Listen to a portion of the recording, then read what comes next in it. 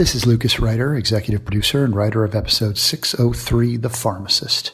You're listening to the Blacklist Exposed on Golden Spiral Media.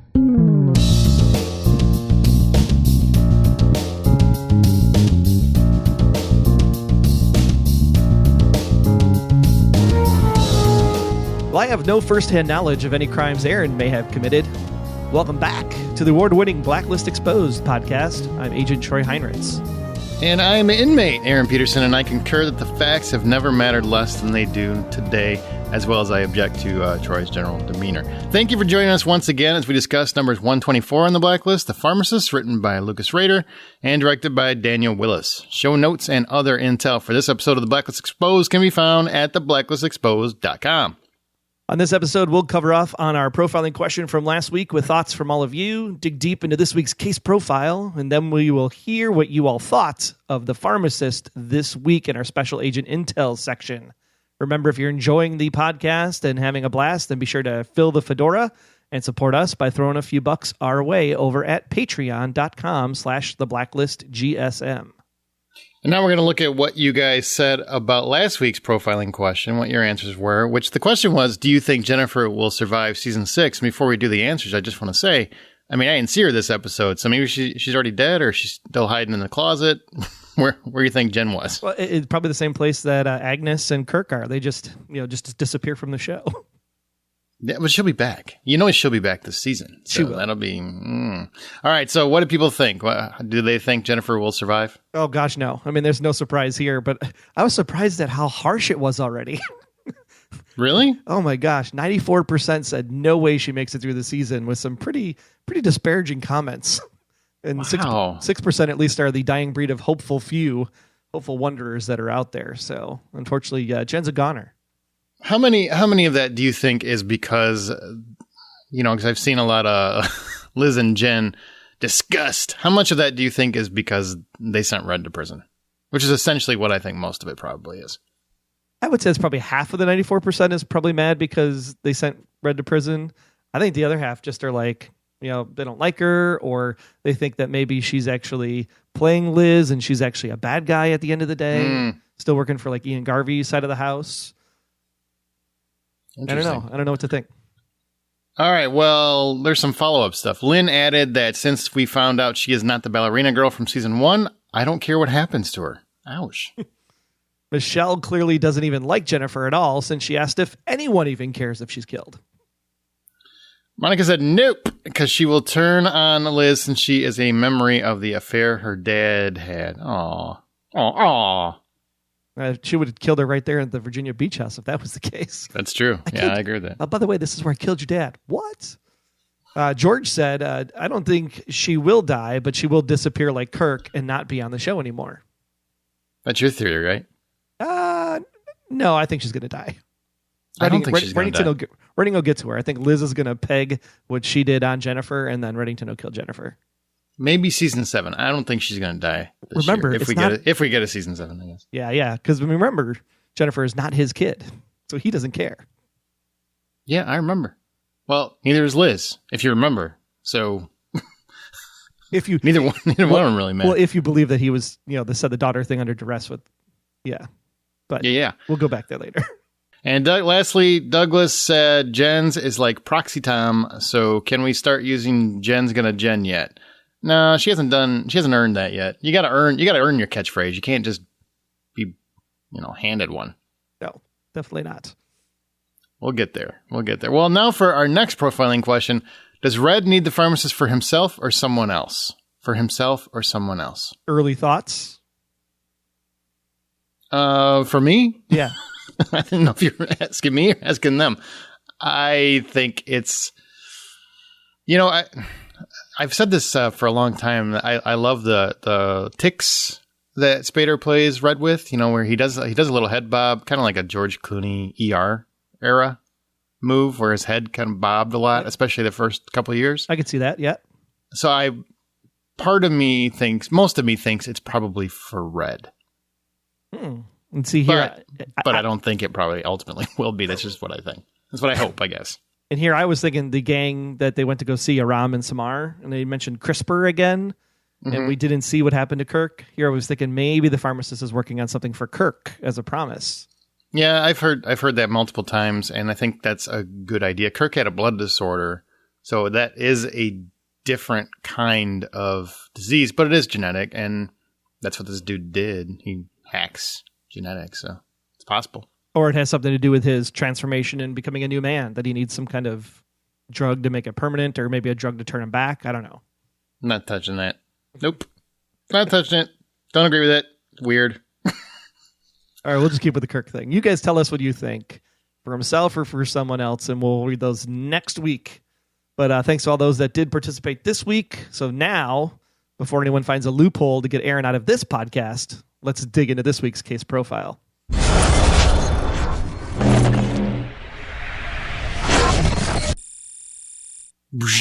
I like that. It's kind of the intro song is a little bit like a lightsaber. Gets me excited for Star Wars. I mean, not The Last Jedi, but every other Star Wars. All right, so The Pharmacist. If this is the first time you've ever listened, we always do the crux of the plot, and then we break down the characters. So the plot here was about the pharmacist and Spalding Stark. But before we got there, it's almost like James Spader's done this lawyer thing before, right? I mean, because he ends up in a courtroom, and it seems like he knows what he's doing. It seemed like he maybe did that for multiple seasons on television before. Were you bummed at any point that William Shatner never shows up? I was waiting for it. I'm like, if this is the one episode to bring Shatner in, this would have been it. And then I'm like, oh, but they're going to keep going with the trial later on because of the whole gun loophole thing. So maybe Shatner still has a chance to show up on the show. Now, see, I never jump ahead. I don't look at the guest stars. I don't. Oh, no. You know, I keep away from any spoilers. Once I consider those spoilers, you might not. I do. So I try to avoid them if I can, or at least I do on this show, because sometimes the cast, the guest stars, kind of spoil as to what's going to come. But I'm really excited that maybe Shatner pops up from Boston Legal. If you never watched Boston Legal, by the way, quirky, fun show. Yeah, and if you spoil it for Aaron and says Shatner is coming on the show, he's going to send Dembe after you. No, I'll just go myself. I don't need Dembe. I can take care of it myself. I'm not Red. I get these hands dirty. All right, so this week, Reddington, or the dude that's wearing his suit anyway, went on trial for his crimes. But before we actually get more in depth into the trial, this week's Blacklister was, like I said, the pharmacist, Spalding Stark. He told Red that he was a rebellious biohacker dedicated to saving lives. But after the deaths of 5 very sickly test subjects suffering from, I want to clarify this, because in the show they called it Motor Cortex Degenerative Disease. I looked up MCDD and it said multiple complex developmental disorder. They seem strikingly similar, so I don't know. I'm not a scientist, but whatever. These people die at Stark's hands.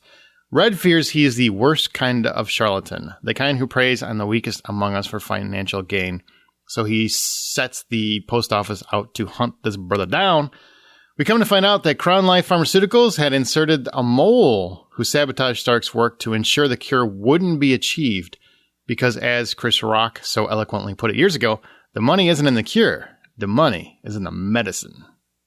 What'd you think about The Pharmacist? Did you like this angle? Well, at first I was kind of like bummed out. It was like, oh, here's like another, doctor testing on live subjects and trying to do it for financial gain. I'm like, we've seen this Blacklister before, so I was kind of disappointed at first.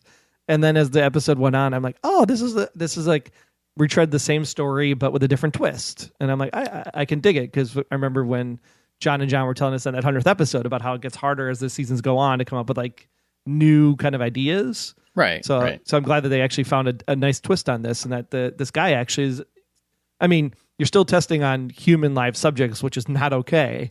But at the same time, at least he's trying to further the human condition and taking the risk. And I kind of can appreciate the guy at the end of the day. Let's have a philosophical debate. Is it a problem?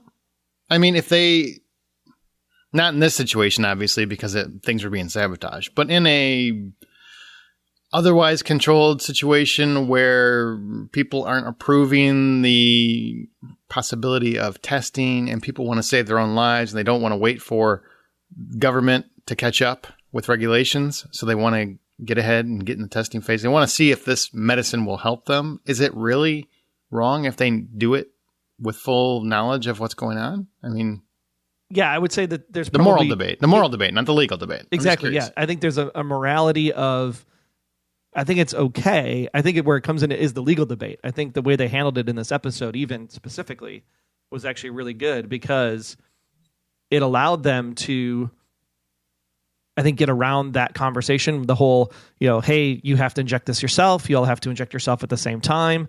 I think that's really where this really is the most interesting when you think about it, because if you were to sign away your rights in some kind of legal document and saying, hey, I am fully capable of doing this myself. I'm in rights on mind and body. I sign this, I get it notarized, and I absolve myself from anything that happens, then yeah, I think it's probably an okay moral thing to do because you are trying to find a cure. That's kind of where I stand. As long as you are knowledgeable of the potential effects. Hey, you're your own person. Now, should the doctor be held liable? Probably. If he's caught, yeah, definitely. Because, you can't do human trials without approval. Well, in certain countries. I don't blame the people. Right? Yeah, in certain countries, and where it's regulated, as it probably should be. But I get why people would want to do this, especially, you're waiting for the government, and it doesn't feel... The debate that rages here is one that I actually believe 100% occurs, and this might be my own conspiracy theories talking, but that pharmaceutical companies bury cures. I firmly believe that. I have believed that for many years. That wouldn't, maybe not sabotaging covert trials, but I do believe they do what they can. They buy up the rights, et cetera, to prevent the cure from hitting the market. So I am for covert testing if that's what needs to be done to find a cure for certain things. And maybe that sounds bad, but morally, I get it. If it's your own body, you can make that decision. You decide what kind of life you want to live. Well, and it's a complete conversation about the entire medical concept that we have now, right? The whole Obamacare, Affordable Health Care Act, and insurance companies and the hospitals and for-profit. And heck, New Amsterdam on NBC is even touching on it, or The Resident on Fox. It's the same kind of thing where you have this pharmaceutical company who is trying to control the market for profit and not worrying about finding actual things that will fix the human population. And so if we have to take it into our own hands to fix the human population so we don't even have disease and famine and all this other stuff, then I think it's the moral thing to do, because really it's the greedy people that are doing it for profit that are actually the bad guys at the end of the day. And I'm glad it turned out in that case in this episode. It shines a light on it a little bit. Yeah, look at that. We had a little philosophical debate for you. You're welcome, or I'm sorry. Either way, however you want to look at it.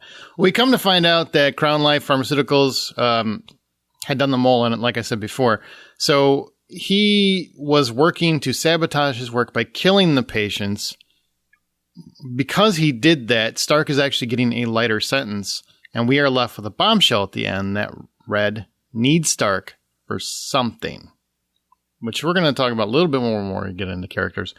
But did you see that bombshell? Because that's kind of a bombshell, and that came in the last 30 seconds. I did not see that coming. I was kind of assuming he was really just mad that the guy wasn't doing, like, he was killing people. I actually thought Red cared.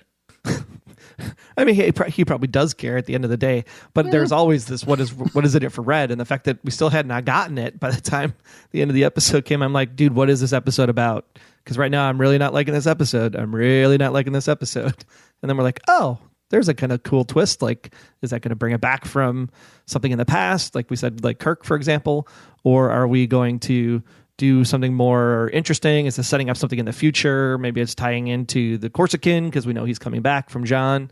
So I think that this is a really good twist at the end of the episode to kind of, save it. It's a fun lawyer thing with the whole Boston Legal reference, but otherwise it's a pretty, you mentioned like the facts are more relevant, but at this point there really aren't any facts because there's no mythology this week. Yeah, and that's where you and I probably differ, because I love legal drama, or legal anything. It doesn't even have to be a drama. So I will watch that all day. If you want to make an entire Blacklist season where they're going to the trial, I would watch the hell out of it. I love legal stuff. So, I went to school for criminal law, so that's probably part of it. But I just love watching it play out. I love watching how the law prevails, how the law is utilized in this aspect. And a lot of times, especially on television, they get the law so wrong. It's sad. But here, mostly, it's pretty spot on, believe it or not.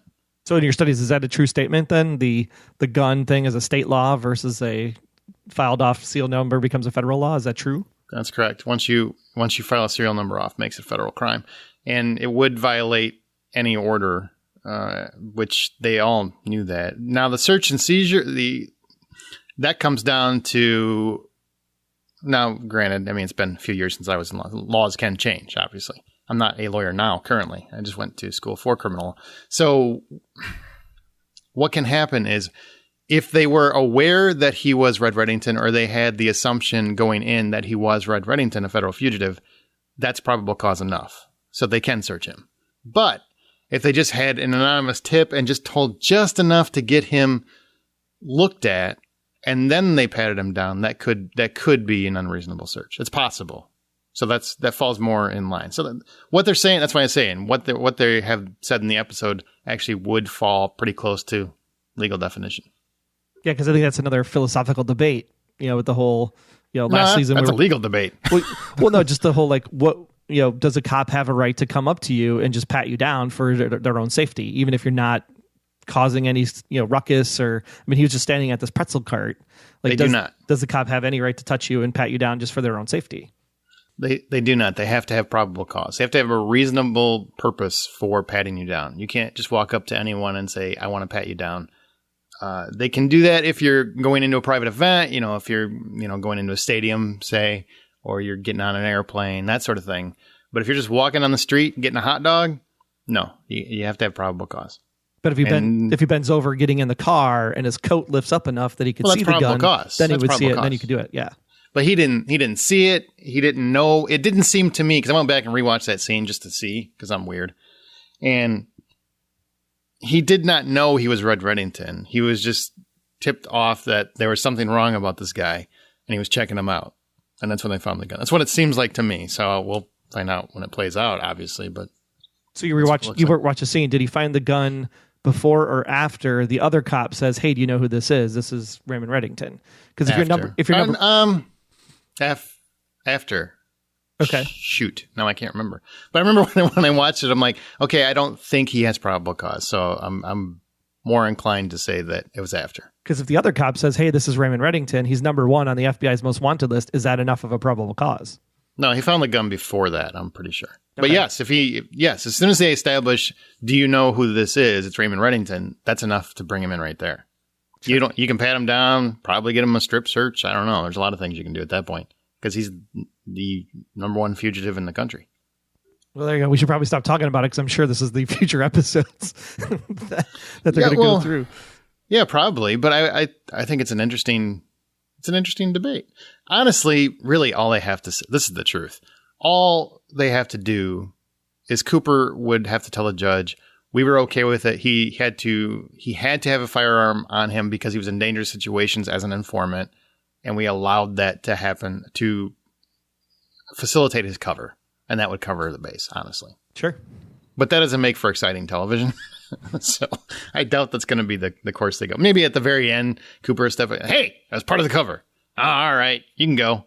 But I think he's going to be in prison for at least a couple episodes, and we're going to see how he navigates that whole system. That's the thing I'm most excited about for this season so far. Like, who knows him on the inside? Who's his allies on? Does he have allies on the inside, or does he have to try to survive on his own? And I think it'd be more interesting to see him survive on his own, to be quite honest. I feel like that's the way they're going to go. I haven't seen anything to indicate that. I have no idea, but I just feel like that's the way they're going to go. That would be the more interesting route, because if he just gets there and he has a bunch of allies, that's too easy, right? You want him to struggle. You want to see him in a situation. That was the whole point of the season, was you want to see him in a situation where he has to survive on his own and see how he became who he became, the concierge of crime, how you can become that guy. Yeah. I think that will show that. All right, well, we should get into the crux of the characters here, because I know we got a lot to talk about Cooper for sure. Let's talk about, and by the way, this might be the episode where every song was so on the nose, it was painfully obvious, where I actually would hear lyrics and go, geez, that was on the nose. Vaughn Gray's Poison on the Water, especially. Mm-hmm. Oh my gosh. But our first tune this week was as the MCDD patients were shuffling their way to see the pharmacist. That's actually Footsteps by Caught a Ghost, which unfortunately right now isn't on either playlist, Spotify or Apple Music, because I can't find it on either service. But if you are interested in them, they are an indie electro soul band based in Los Angeles, and they do have one album out on the services called Human Nature from 2014. So if you like the song, go check out that album while we wait for Footsteps to show up. Then during the second makeshift clinical trial, when Webb gets busted by Wrestler, we do hear Vaughn Gray's Poison in the Water, which, like Aaron said, is so spot on the nose because not only was the poison in the vial, but he also talked about Judas Among Us in the lyrics. I was like, damn, how do you find Judas and poison in the same song? Like that is just, and that's Judas. Judas is among us, and they're showing, what's his name, Eric Webb or whatever, just bouncing around. I'm like, oh, it's on the nose. Yeah, really, really good.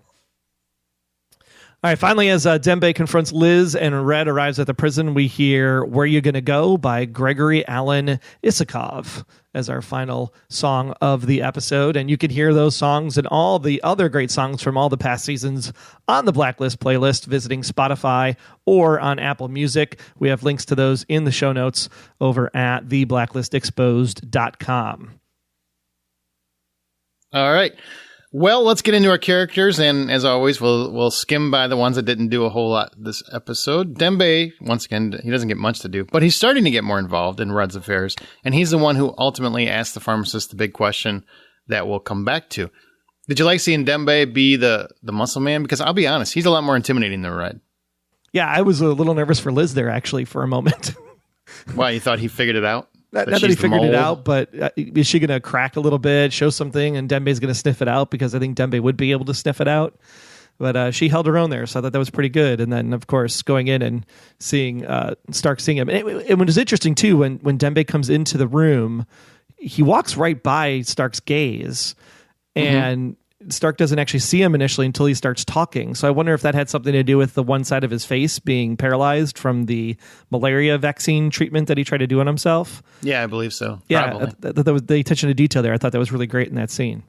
I really love that performance, too. There are so many ticks and nuances to it. I mean, it was very subtle, where I can take him as a very bad guy and I can take him as a good guy, just the way he played it. So it was nicely done. It's always those stoic, quiet types that you have to watch out for. Agreed. Don't have to worry about us chatty boxers. You got to worry about the stoic ones. I'll move on to Wrestler. He doesn't get as much to do. He gets to kick a little ass and almost get a hot beef injection. Yeah, that's what I'm calling it. But outside of that, mostly just action guy this week. I actually really enjoyed the fight sequence in that regard. It was good. Well done. Well almost harken back to season 1 a little bit. I was like, yes, Wrestler gets punched in the face again. I need him to do some more, though. Don't you? I do. I mean, like we had this talk last season. It feels like we're getting the same thing. Wrestler doesn't really get much to do. He's gotten more to do, I think, in these first 2 episodes of season 6 than he's gotten in a long time. But I love seeing Wrestler running down guys and getting into fist fights and that kind of season 1 Wrestler. And then the whole quippy liners like the one last week with the cupcake lady. Yeah. We definitely need more Wrestler this season for sure. For those keeping count, hair didn't move. All right, so Aram introduced to his gaming buddies, Samar. That was really, I mean, he threw about some solutions to their problems. But outside of that, that's really all we got from Aram this week. But the gaming crew, can we talk about them? They were really interesting, a little Big Bang Theory group. Yeah, before you go there, though, just this is a very good life lesson learning point for anybody out there that's thinking about getting engaged to your spouse or significant other. Don't do it. No, make sure you're like on a wife kick this week or something. Leave while the leaving's good. Oh my gosh. No, make sure you have the ring on the finger before you introduce them to your hoodlum friends. Oh, that's smart. But hoodlum friends, really, they're just nerdy. I mean, these are like D&D guys. Come on. D&D guys playing with like DNA helixes and cortexes and all this other fun stuff. I like how the one is, what is he? He's trying to alter his DNA so he can be fit or something like that. I like that. Alter his genetic code so he can be thinner or whatever. I do like the crew though. I thought that was interesting. That was a fun group. I can't imagine we don't go back to these guys. And especially when the guy's like chowing down hot wings while he's trying to explain. That is how those guys, I have friends like that, and that is how they react. I was trying to figure out if those hot wings were like fresh or if they were like 2 days old, because they'd also chew down on 2-day-old hot wings as well. The funniest thing about, if you've ever seen someone shoot a film or a television show, you know, if you ever watched them, they often have to do retake after retake after retake, and a lot of actors despise food scenes because you have to keep chewing and eating the same stuff over and over and over. And if you do it too many times, I mean, that's a lot of chicken. So every time I see somebody eat on screen, all I can think about is, I wonder how many times he had to eat that. You know, he's eating a chicken wing, and I'm like, I wonder how many wings he actually had to have. Did he get a 10-pack, or is he into a bag at this point? Like, how many? That's all I can think about. Well, and how many times is he spitting it out, too? And then how much hot sauce is on it? Oh, you don't want to spit it out. I mean, you've got, actors there. That's gross. Well, Don't be a savage. Well, if he's got to eat like 100 of them, it's like you don't want to swallow all that stuff. If you're doing 100 takes for a 3-minute scene, I'm thinking maybe you need to get somebody new in. That's not your guy. All right. Look, you can't hold the chicken bone in front of your face while you're eating it. Okay, we can't see you. Yeah. This is the 97th time we've told you, Bob. Stop it. All right, Samar. She's suffering some memory loss and word association. Disassociation, I should say. Basically, she's living the life of a retired NFL linebacker, which we all knew was going to be the case because she had that little hesitation moment in the very first episode. Now we're seeing it kind of play out. I don't think that's a really big problem. She just has to relearn a few things. But are you real concerned with her? I mean, she basically has CTE or what? Well, and that's the thing. Is it retrainable? Can you relearn those things? Or is there that this will progressively get worse? Like this is like depends on the disorder. A gateway thing, yeah. So it's interesting to see how she goes through with this, because people were making a comment about it in the premiere about when Dembe comes up, it's like, congratulations, and she said, on what? And in the moment, you're kind of like, well, it's like intense. You're like going to break into a building. Maybe she's just not thinking about the engagement at that point. I mean, here, this was clearly a memory problem. So we'll have to see how it progresses. I just want to point out she has Superman hair. And what I mean by that is when she pulls it in a ponytail and she has that little strand over, that's all I can look at and go, oh. Just like Superman. He's got that little curl. Oh, the little curl. I got you now. Okay. I was like, where are you going with like it doesn't move because Chris Reeve had so much like gel in there and it just was like solid? Reason Superman is so beautiful to look at is because he has that curl. Otherwise, he's just Joe Average. It's a weird thing. Okay, I need to move on because I feel like I'm creeping people Samson, out. The power's in the curl or something. Exactly, and her power's in the strand. All right, Liz didn't do much this episode, but for some reason people are still mad at her. Boy, did we see a lot of people mad at her on the internet. I don't get the hate. I don't understand. I mean, yes, I understand that they're pissed off that she's the one that narked out Red and she's responsible for where he is right now, but that's kind of the driver of the whole season. So you have to let that slide. Otherwise you have no season, no story. Well, my favorite is I can't believe she would do that to Red. She's never done anything but protect her. I'm like, what show are you watching? He's like, ever since he's entered her life has sucked. So yeah, I get where she's coming from. She wants some answers. She deserves them. And she just found out that the dude's been, I guess he never really lied to her, but he's been letting her think a lie for a long time. So yeah, I get why she's trying to get him off the street so she can get something done. What's the problem? Yeah, and remember there's the whole back and forth seasons where it's like she hates Red, she likes Red, she hates Red, she likes Red, and you all didn't like that either. So at least this way she's got one focus and she's staying on the focus. She turned him in. She wants to get to the bottom of this. So at least she has direction. I think that'd be a good thing. The internet's fun. It's a fun place to hang out and then walk away from as quickly as possible. All right. Well, she didn't do much this episode, but know that she's the one that set him up. But she did try to deter Cooper from doing the right thing at that one point. Now, is that too far over the line for what she's attempting to do?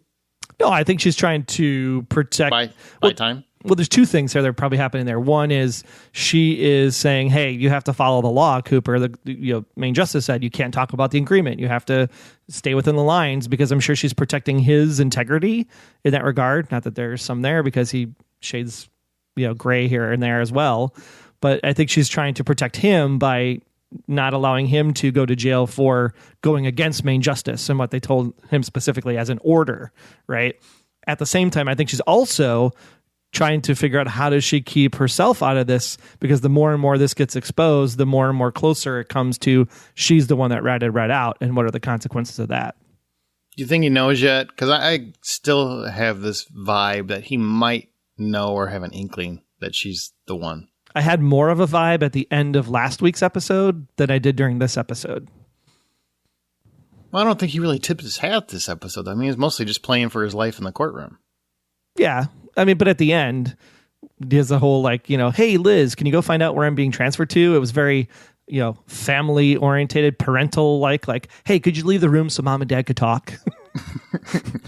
Well, speaking of mom and dad, I assume Cooper is the dad in this role, according to your pretenses.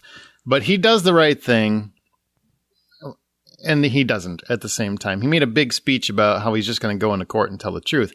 But at the same time, he also lied for Red, saying he hadn't committed any crimes he knew of. Well, we know he knows, and we saw flashbacks. So therefore, he did lie under oath. He committed perjury, and he did it to protect his team, blah, blah, blah, blah, blah. But you can't be noble and then lie under oath at the same time. That kind of kills your nobility. But this is the big conversation for this week, because everybody was saying, well, he said, I have no firsthand knowledge of any crimes.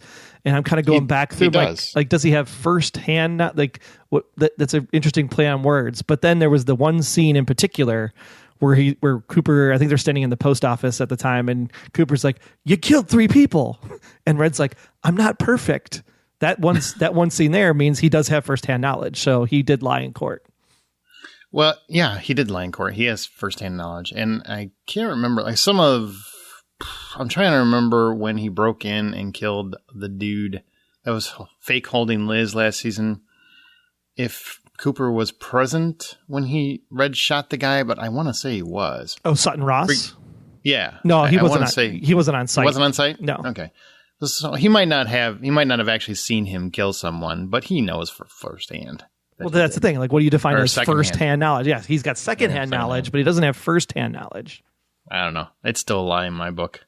It's still a lie. If you're a president, that gets you impeached. That's all I'm saying. Well, I'd say it's a lie because of the camera angle that follows him saying that. You see Red going like, holy crap, did you just lie on the stand for me?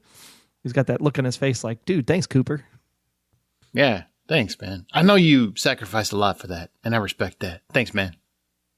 And I think he does respect it. I think he does. He does, but he shouldn't, because it's actually the opposite of nobility. So... What do you think of the old Cooper getting up there and telling the truth, especially after he was ordered to deny it?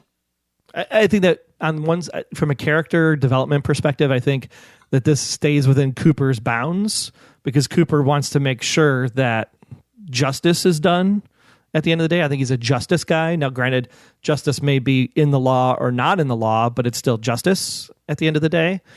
And so I think from that perspective, I think this really fits his character, that he's saying, yes, there is an agreement. It's not my job to say whether or not I should bring that out in the court. It should be evidence because it's pertinent to the case. And so from that regard, I think he did the right thing. How is that going to backfire from Panabaker and Main Justice and some other people? I think that's also then great story-driven information to say what's going to happen going forward. So I buy it and I like it. I don't know. I respect the oath. Come on, Cooper. I love Harold Cooper, and I love how sincere he is about the law and doing the right thing. I felt bad for 2 things. I felt bad that Cooper would lie under oath, however you want to take it. I take it as he lied. And I also feel bad that Red let him lie. Because to me, that's one of the few genuine friendships I think Red has. And that's not a genuine, honest thing I would let a friend do for me. But, I'm not Red. What's the difference? You mentioned the lie thing. So are you more upset about him lying about the first-hand knowledge, or are you upset about the immunity agreement coming into play? No, I'm more upset that Cooper would lie under oath. Actually, I'm more upset that Red let him lie. He didn't stop him from doing that, because that's what I think a good friend does, and he didn't do that. So I'm disappointed. But he is on trial, so I'm like, hey, Aaron, I understand that you're trying to lie for me right now, so I don't go to prison. But I understand Red's. I understand why Red would allow him to. I just, as a friend, to me, he's been protective in the past of Cooper's integrity, and here he just let it go for his own selfish gain. So yes, I know it's completely in character. I was just disappointed. What I do appreciate, though, and this was very clever writing from the staff's perspective, is that technically Cooper didn't disobey a direct order, because Red was the one that said, hey, this agreement is out there. The judge is the one that ordered the agreement to come up. He's got to honor the judge's request. Mm-hmm. So from that regard, I don't think Cooper would be in any trouble then with Panabaker or Main Justice. Oh, yeah, he will. Yep. He still disobeyed a direct order. The FBI doesn't. They have a few different purviews than your general, I don't know, district attorney or any other legal office. So if he was given a direct order, there are ways around. He could have answered those questions without being as direct as it was. I don't know. He's going to be in trouble because the people that are in charge told him not to do something. He did it. So it doesn't really matter if he's doing the right thing. They're still going to punish him in some way for it because that's how it works. That's the government for you. Everybody's like, the government shut down. I'm like, is that so bad? Sorry. Maybe what your tax refund it is. Minus the people, obviously, that are affected. Yeah. Put out of work. And yeah, but I'm just saying, government as working with no pay. Our government structure, we could use some refinement. That's all I'm saying. All right, Red. This week, Red Reddington, or the dude in his suit, went on trial for his crimes. Even though the FBI has disavowed Red, you do find the one good man in the room who will stand up for him in Harold Cooper, and he's lie for him. He spends much time pontificating about how the truth and facts matter, which takes irony to an epic level coming from him, in my opinion. How'd you feel about this little legal battle of James Spader berating a judge again? I really dug Judge Wilkins. You've got Miles from Lost back. I mean, to me, I feel like you should have liked this episode more than you did. I mean, I like the courtroom scenes. Absolutely.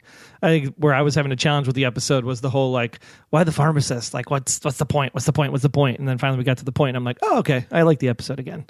But I mean, from the judge perspective, yeah, I absolutely thought that this judge was actually really fair for the most part. I was thinking that maybe that she would be more hard ass or more on the, the Southern District Attorney's side that's running for governor, because probably in her pocket, because it's probably in her jurisdiction. Oh, yeah. So I would think that would happen. But Judge Wilkins, I thought, was very fair. She was like, hey, there's an agreement. I haven't seen the agreement. Like, why are you disrespecting my courtroom and disrespecting me? So I appreciate judges that take the bench very, what's the word I'm looking for? I'm doing my best Samar here right now. Look it up. It's undermine. Yeah, undermine my authority, right? Because I've been given this authority and I've earned the respect of this authority in this courtroom. So, yeah, I thought that Wilkins was great.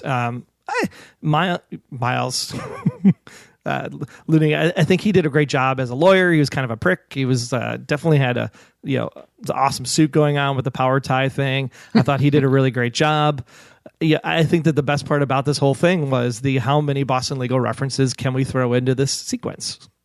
Now, I didn't watch the show religiously. I watched it. It was one of those where I watched it sporadically. So what were the references that you caught? Well, there was the whole bit about going fly fishing. The fly fishing thing happened in Boston Legal. The big one, of course, is the whole water bit where he takes the water and he sips it once and then sips it again. I mean, that is a clear Boston Legal thing. And then he mentions Supreme Court Justice Scalia, which that... Scalia. That character is actually a really prominent character in Boston Legal. So I thought that was, I don't want to say why, in case anybody wants to go back and watch Boston Legal after the Blacklist is over, because it's a kind of a spoiler. But yeah, there's a reason why that is a prominent character in that show. That was fun. I really, really enjoyed all of the nods. And I think Spader's Red is quite an effective lawyer.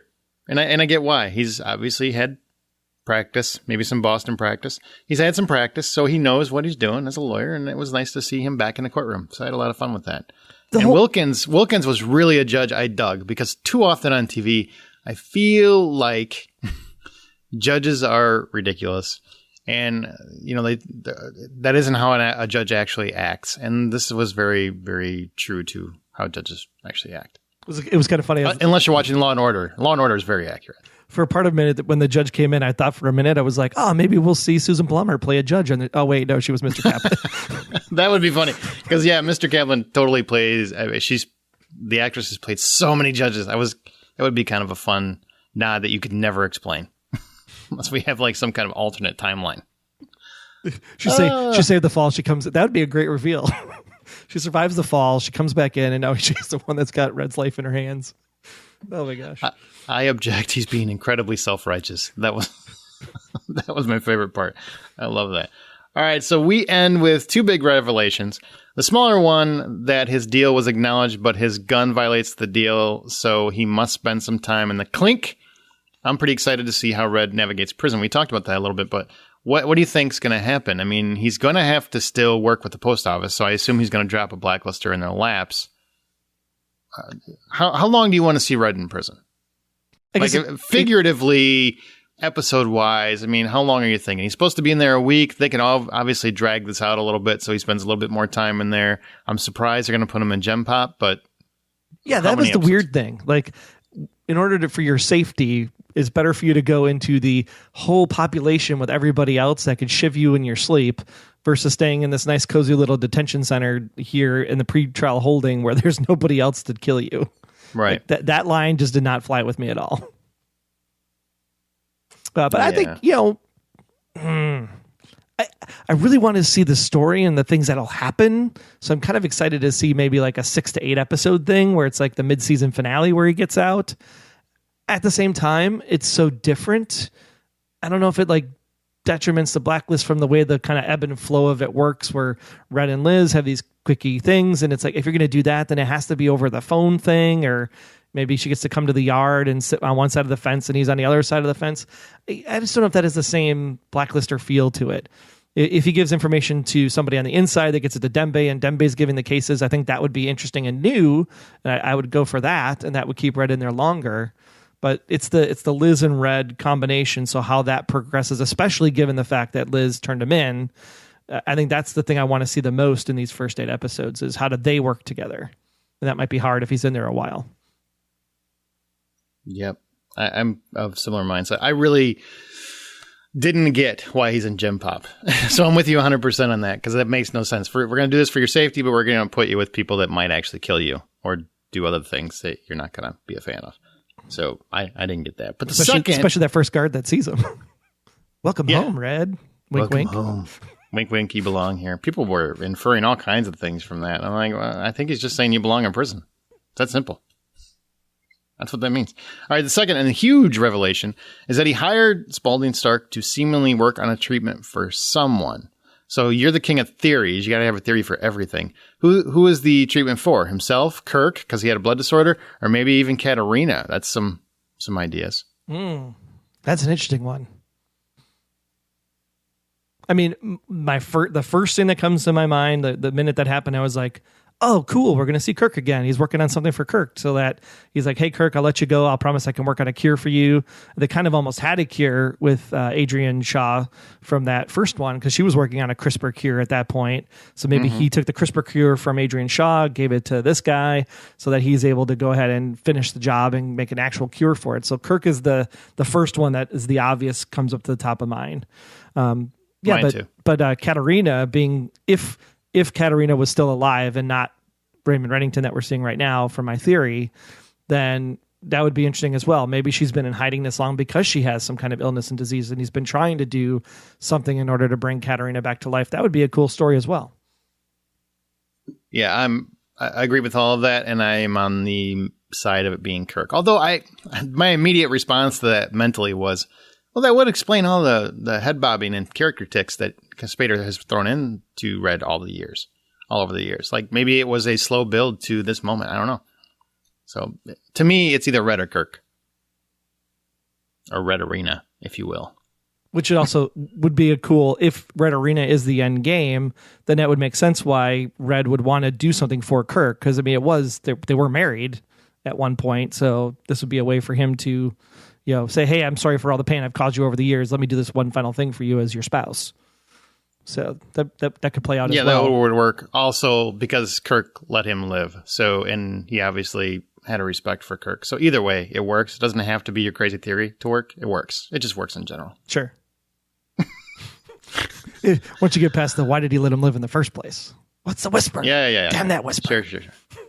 All right. Well, I want to take a quick second and say thank you to all those that are supporting the show by going to patreon.com/theblacklistgsm. That's patreon.com/theblacklistgsm, or anywhere you see the word support the show on the website. You can help make the podcast better by throwing a few bucks, pounds, yen, whatever in the hat, so to speak. We have different support levels for you, which you get cool rewards like a t-shirt. If you become a task force or syndicate member, you can even get your own Blacklist number. Yeah, by contributing, you help us hit some goals as well, like bringing back the Blacklist Exposed apps or helping us do the show live each week so you can see our smiling faces. And sadly, we had to actually cut out Red's rhetoric this season due to the cost to produce that segment. But if 30 of you just donate $5 a month right now, that'll get us to our $250 a month goal, and we'll have enough funds to bring that segment back into the podcast. Every bit of support helps, and we want to thank Marilyn for her gracious support as our first syndicate member, as well as Leonie, our first task force member. They got a cool Blacklist Exposed t-shirt as a thank you for their support. I just want to point out, I don't even have one of those. So you're awesome. Also, shout outs to Paulette, Isabel, Nell, James, Michelle, Judy, and Sharon for being amazing special agents for their support of the podcast as well. Thanks so much, guys. Really appreciate all the outpouring of support initially as we kicked off this thing. And that's Patreon. That's patreon.com/theblacklistgsm. Fill the fedora or get some awesome rewards for yourself. With that, actually, we got one more thing, and then we'll be back with Special Agent Intel. Hi, I'm Daryl. And I'm Addie. And we host the Stranger Things podcast, a fan podcast dedicated to the Netflix original series, Stranger Things. If you're a child of the 80s like me, you probably love Stranger Things because it reminds you a lot of the great movies that we enjoyed as kids. And if you're a child of the 2000s like I am, you probably enjoy Stranger Things because you love the actors who star on the show and appreciate the work that they do. You may not be thinking much about Stranger Things right now since the show isn't coming back until the summer of 2019. But we love Stranger Things and the Stranger Things fandom so much, we want to talk about it even during the off-season. That's right, Addie. So, while we're waiting for the show to come back, we're taking a look at some of the films that inspired Stranger Things. So far, we've looked at Gremlins, Ghostbusters, Close Encounters of the Third Kind, and E.T. And in the months ahead, we'll be looking at other great films like Aliens, The Goonies, Jaws, Firestarter, The Thing, and more. We also invite a member of the Stranger Things fandom to join us for each movie discussion. So check out the Stranger Things podcast at goldenspiralmedia.com/strange or find us in your favorite podcast app. And until next time, stay strange. Hi, it's Megan Boone, and you're listening to Blacklist Exposed on Golden Spiral Media. All right, Special Agent Intel. Now it's time to see what you all thought about this week's episode with our Special Agent Intel segment. Monica Stolfa. I love the Boston legal references going on. Just a few items. Harold is the kind of guy I'd drive a car off a cliff for. Wow. Good job, Coop. That means die. Why would you die for? That doesn't do you any good. Good job, Coop. Oh, dear Samar. At first, I thought Dr. Stark was catching on to Samar's memory problem. Maybe that's what Dr. Stark is working on. Maybe a cure for... Nah. Well, I guess he could be working on that for a while, too. Could be for Samar. Anyway. Good. It's strange that she could remember the name of the poison, but not the word sabotage. What does Dr. Stark have that Red needs? I hope it's not a major medical thing going on with Red. I'm guessing we'll see Dr. Stark in later episodes. First time in a while, Rustler chased after someone and caught them. It was a well-executed fight scene, I must say, and his hair didn't move 1 inch. I know it is, right? Not even a whiff of movement. And finally, Liz. It looked like she could crawl under a rock for what she has done. I'm detecting some regret coming from her. I can't wait for next week's episode, but I'm bummed that we have a preemption in 2 weeks. I just want to tack on to the Liz comment. Yeah, and she didn't make any progress on her investigation that we saw this entire episode. I was kind of surprised by that. And maybe that's why I initially had a problem with this episode, because I'm like 22 episodes in a row, 18 weeks to get through this. Like, why did we completely leave Jennifer off the map completely? So is this one of those, we have 22 episodes, so you have to have an episode that just introduces something to get from point A to point B? We kind of call those a filler episode, and I'm like, why have a filler episode so early in the season? But maybe this is setting up longer story down the road that we just aren't privy to yet. So we're playing Monday morning quarterback. Yeah, I don't Monday morning podcast, so we'll see how it plays out. All right, Caroline Steele said, I really like the pharmacist. He's a good guy and great acting and makeup job. How did they create his condition so convincingly? Well, we know. Acting. acting. They clearly can't take anything away from the actor himself, but they obviously have a really great makeup department, Anthony Pepe and company. So doing a really great job Pepe! there. I love Pepe. Pepe! All right. And I noticed that you gave me all the emails with all the words, so thanks for that. Jackass. Hey, this is the way it works out. You jackass. Amy Smith. Okay, so here's a thought. It's pretty far out, and it might not even be plausible, but it's a fun idea. Well, Amy, I just want to stop you right there and say, you're talking to myself. I'm okay with it. And Troy, who loves, every theory he has kind of falls into this box. I am way out all the time. All right. Amy says, talking about CRISPR. The guy is a brilliant geneticist, clearly working on something for Red. Suppose Red has a genetic disorder, a disorder in common with Kirk. Could it be possible Red is Kirk's brother? Are you reading it that way just because you missed Shatner being on the episode? That's exactly why I was reading it like that. Yeah. Good catch, my friend. It could explain why Kirk didn't press the plunger of the syringe, even though Kirk ended up not being Liz's dad. He spent it's going to be hard for you to follow if I do that whole thing. He spent quite a bit of time believing her to be his, meaning Red would have believed himself to be the uncle. It could have it could have also placed him at the house that night, as well as explaining the pictures of Russian ancestors. Answer's totally plausible, or maybe a possibility. Anyhow, love the throwback to Ellen Shore and Boston Legal. It was brilliant, great episode, and I liked this week's bad guy wasn't actually all that bad. So did I, Amy. There was that one, remember the episode when Liz is reading her mom's journal, and she mentioned something about the disease, and she was afraid the baby was going to have the disease. And I wonder, and it hit Russian men more than it hit ladies, so she was hoping it was going to be a girl and all that stuff. I wonder if maybe Katerina was like a carrier for something. And then in which case that would mean if she's a carrier, and then if she had a brother, the uncle theory, that the brother would have that disease as well as a carrier. In which, if the uncle theory is true, then that means Red would have that disorder. But do you wonder why?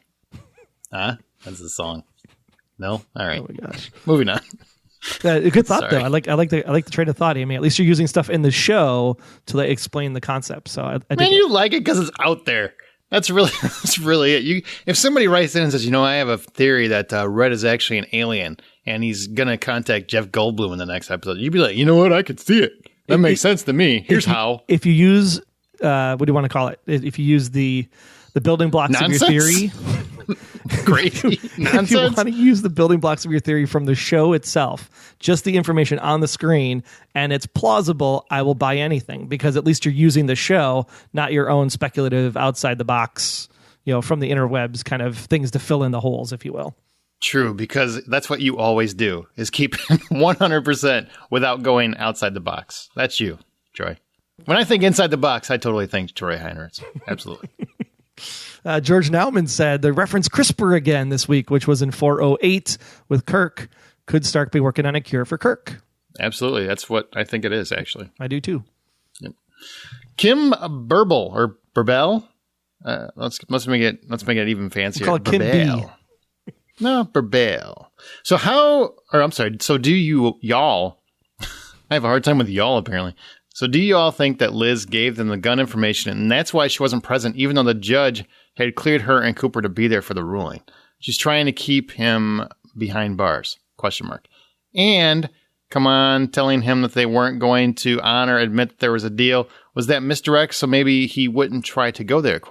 I would say the Liz thing, I really believe we're going to find out why she wasn't there later, that she's doing some stuff behind the scenes. Maybe we'll do a flashback, maybe they'll fill it in with some exposition. I don't know, but that's why I think Liz wasn't there. She's busy working on whatever she's working on to try to get to the truth. Why Liz wasn't in the courtroom? Yeah, why she wasn't there. Because they were all barred from the courtroom. Liz said that when they were talking to Cooper, we can't even go to the courtroom now because it's a closed hearing. So only if you were called as a witness. Kim's saying that the judge had cleared her and Cooper to be there for the ruling. But she wasn't there at the ruling. Right. That's true. That's true. That's why I'm just saying. I think she was busy doing her thing. She's trying to get to the bottom of stuff. She's got to take advantage of every free time, every free minute she has. We'll find out in the future why she wasn't there, I bet. The misdirect, telling him that they weren't going to honor the deal, was that a misdirect so maybe he wouldn't try to go there? No, I think they were really going to deny it, and Cooper just couldn't do that in good conscience. Well, Cooper had no choice because he was subpoenaed by the judge. Mm-hmm. So, but yeah, I absolutely believe that the FBI was going to disavow him and like, hey, what deal? I don't see a deal. Do you see a deal? I don't see a deal. Yep. All right, Nicole, final one. Nicole Valdes said, does anyone else notice how nice the men dress, always wearing suits? And then there's Liz and Samara wearing T-shirts. What's up with that? I really don't have an opinion because I don't have a problem with it.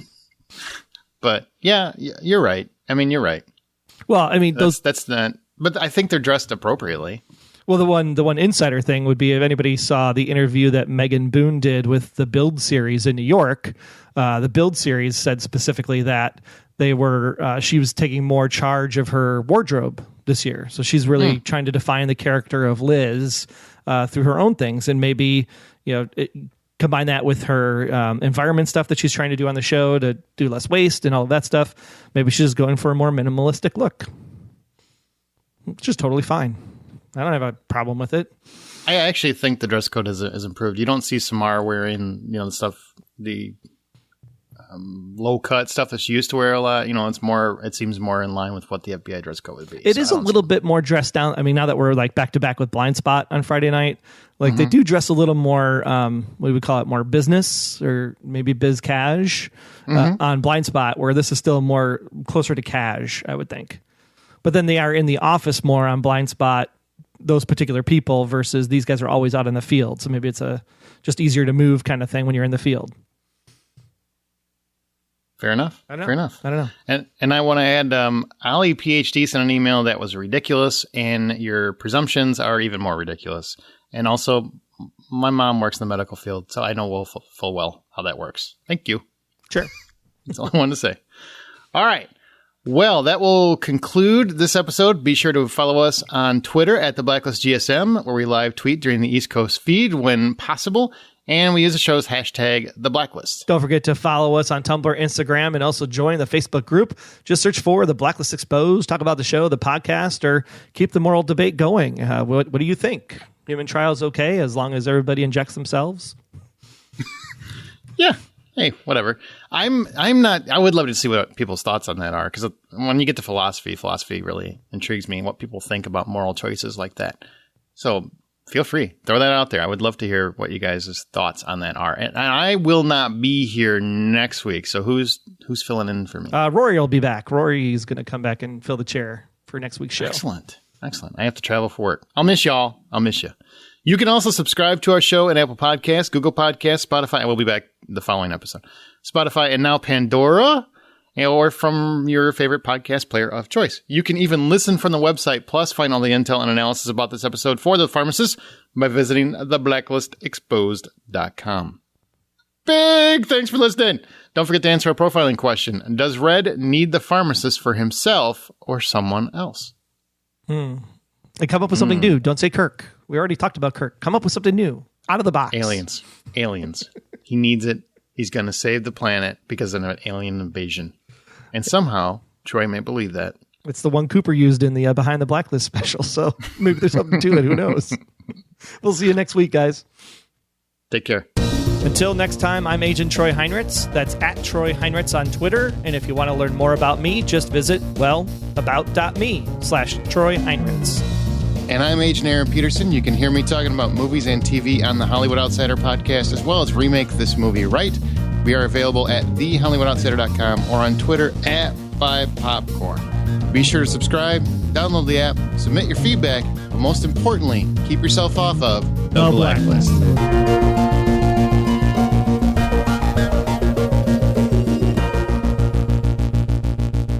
The Blacklist Exposed is a Golden Spiral Media production. Find more of our great podcasts at goldenspiralmedia.com/podcasts.